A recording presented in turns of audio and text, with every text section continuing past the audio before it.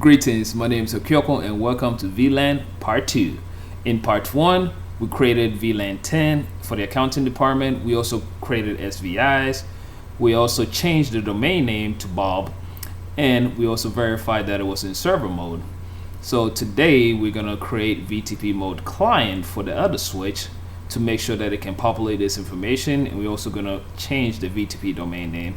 We're also going to create trunk links and access link, and then we're going to verify our information. All right, let's go.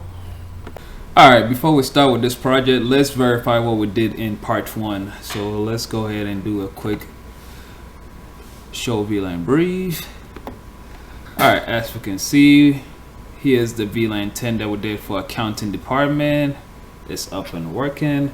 So now let's double check one more thing. Do show VTP status. All right, looks fine. It's running version 1, but I prefer to do version 2. So let's do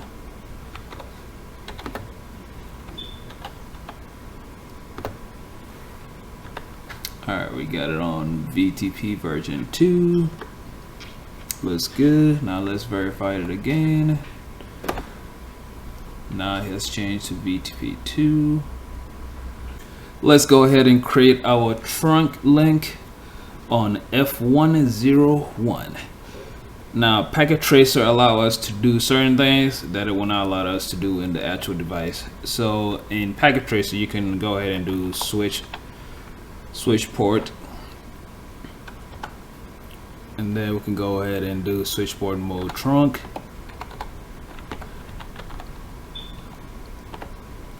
Now if you pay attention, you see how it got rejected, right? Now let's do switch port trunk encapsulation .1Q. Now let's try that switch port mode trunk command one more time. See how now it took it. Now let's do switch port trunk allowed VLAN 10.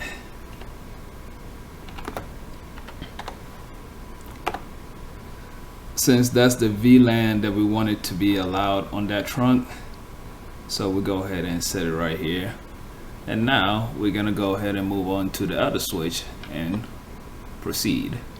All right, before we start working on switch 2, let's verify the VLANs on this side. And as you can see, the VLAN 10 is not here. So let's do VTP mode. Let's switch that to client. And now let's do VTP domain, and it has to match. Now if we check again, let's double check VTP real quick. Do show VTP status. Alright, so it's in client mode.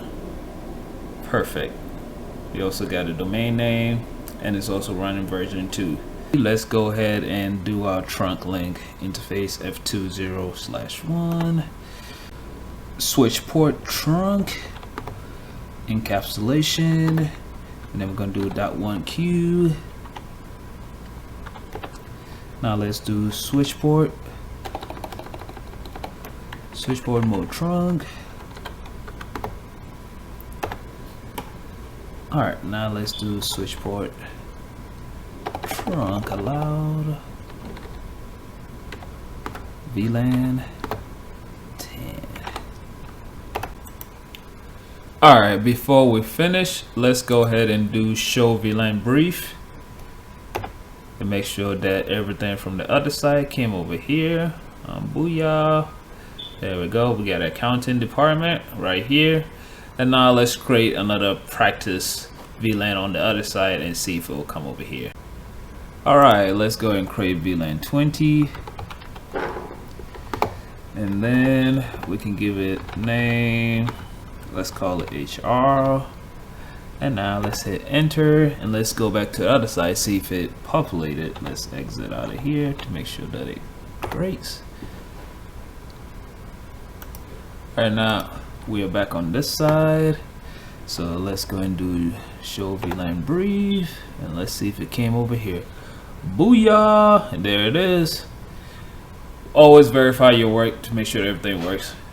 Creating access ports for our computers is very simple. We would have done switch port mode access and switch port access VLAN 10 or whatever VLAN is assigned to. Thank you for joining me. Have an awesome day.